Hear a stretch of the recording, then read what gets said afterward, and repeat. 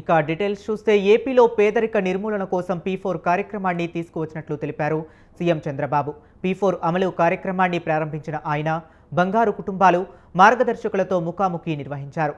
P4లో దాదాపు 13 లక్షల బంగారు కుటుంబాలను ప్రభుత్వం గుర్తించింది. మార్గదర్శకులుగా 1.40 లక్షల మంది పారిశ్రామికవేత్తలు, ప్రవాసాంధ్రులు ముందుకొచ్చారు. బంగారు కుటుంబాలను దత్తత తీసుకునేందుకు సౌదీ అరేబియాకు చెందిన పలువురు తెలుగు వాళ్లు ముందుకొచ్చారని చంద్రబాబు తెలిపారు. కుప్పం నియోజకవర్గానికి చెందిన 250 కుటుంబాలను దత్తత తీసుకుంటున్నట్లు తెలిపారు సీఎం చంద్రబాబు. నిర్మూలన అనేది కొత్త కాదు. ఎన్టీ రామారావు గారి సిద్ధాంతం. ఆయన ఒకే మాట చెప్పాడు. ఆయన ఆ రోజు చెప్పింది సమాజమే దేవాలయం, ప్రజలే దేవుళ్ళని చెప్పినటువంటి వ్యక్తి నందమూరి తారక రామారావు గారు అని చెప్పి నేను మీకు తెలియజేస్తున్నా. ఆ తర్వాత నేను వచ్చిన తర్వాత కూడా మీరు ఒకసారి ఆలోచిస్తే దగ్గర 25 సంవత్సరాల కంటే ముందే ఆ రోజు ఒక కార్యక్రమం తీసుకొచ్చాం, వెలుగు అని.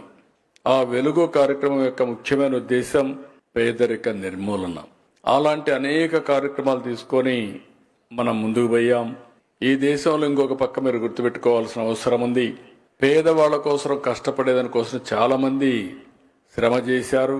ఇటీవల కాలంలో వ్యాపారస్తులను కూడా తిరిగి సమాజానికి ఇవ్వడం కోసం CSR కూడా తీసుకొచ్చారు. కార్పొరేట్ సోషల్ రెస్పాన్సిబిలిటీ తీసుకొచ్చారు. మీరు సంపాదించే డబ్బుల్లో 2% తక్కువ కాకుండా సమాజం కోసం సేవా కార్యక్రమాలు చేయాలని కూడా తీసుకొచ్చారు. మనందరం ఒకటి గుర్తుపెట్టుకోవాలి. ఒకప్పుడు దేశంలో సంపద సృష్టించడం చాలా డిఫికల్ట్గా ఉండేది. ఎప్పుడైతే ఆర్థిక సంస్కరణలు వచ్చాయో, ఆర్థిక సంస్కరణల వల్ల సంపద సృష్టించడం చాలా సులభమైంది.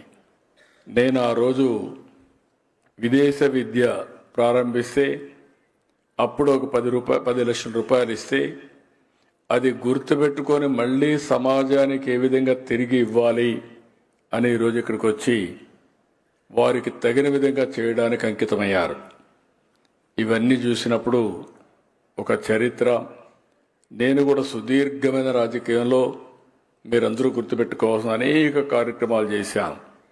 జన్మభూమి పెట్టాం, ప్రజల వద్దకు పాలన్నాం, శ్రమదానం తీసుకొచ్చాం, ఒక పచ్చదనం పరిశుభ్రం అన్నాం, నీరు మీరు తీసుకొచ్చాం.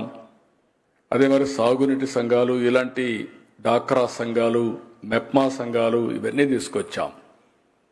ఇక్కడ నేను చేసిన పనంతా మీరు ఒకసారి గుర్తుపెట్టుకోవాల్సింది, అందరినీ భాగస్వాములు చేసి ఒక పక్కన శక్తి ఉండే వ్యక్తులందరినీ కూడా తీసుకుని మీరు కూడా సహాయం చేసే విధంగా మనం ముందుకు పోయాం.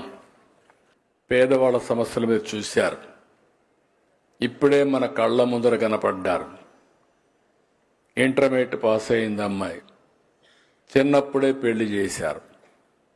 పెళ్లి చేస్తే దురదృష్టం భర్త చనిపోవడం, అక్కడి నుంచి ఏం చేయాలనో దిక్కుదిలిన పరిస్థితి, తల్లి ఆధారం. అలాంటి అమ్మాయి చరిత్రలో ఒక మార్పు ఈ P4 ఏదైతే SCL అడాప్ట్ చేసుకొని, ఇది మనందరికీ నమ్మశక్యం కాకపోయినా ఒక ఇంటర్మీడియట్ పాస్ అయిన అమ్మాయిని 2 నెలల్లో ట్రైనింగ్ ఇచ్చి 1 నెలలో ఉద్యోగం ఇప్పించి నెలకు 15-20 వేల రూపాయలు సంపాదించే స్థాయికి తీసుకొచ్చారంటే ఇది వాస్తవం. అది యొక్క P4 యొక్క ఫలితం అని చెప్పి కూడా మీ అందరికీ తెలియజేస్తున్నా. దాన ధర్మాలు చేయడం మనకు కొత్త కాదు. మన పూర్వీకుల నుంచి వచ్చినటువంటి సాంప్రదాయం ఇది మనకు. అందుకే మీరు ఒకసారి చూస్తే ఎంత శక్తి ఉండేవాళ్ళు అంతవరకు వారు చేసే కార్యక్రమాలు చేస్తూనే ఉంటారు. ఇక్కడే ఈస్ట్ గోదావరి జిల్లాలో డొక్కా సీతమ్మ గారు, ఆ రోజుట్లో డొక్కా సీతమ్మ గారు చేసిన పని, ఆ గోదావరి దాటి వచ్చిన వాళ్ళందరికీ ఎంతమంది వస్తే అంతమందికి భోజనం పెట్టారు. రాత్రింబౌళ్ళు ఆవిడే వంట చేసి వచ్చిన వాళ్ళందరికీ భోజనం పెట్టారు. ఆవిడ చనిపోయి చాలా సంవత్సరాలైంది, కానీ డొక్కా సీతమ్మ గారంటే పేదల పెన్నిదిగా, ఎవరొచ్చినా అన్నం పెట్టిన అన్నదాతగా ఇప్పటికి కూడా గుర్తుండిపోయిందని చెప్పి కూడా నేను మీకు తెలియజేస్తున్నా. ఒక మంచి కార్యక్రమం చేస్తే చరిత్ర గుర్తుపెట్టుకుంటుందనే విషయం ఇది ఒక ఉదాహరణ మాత్రం.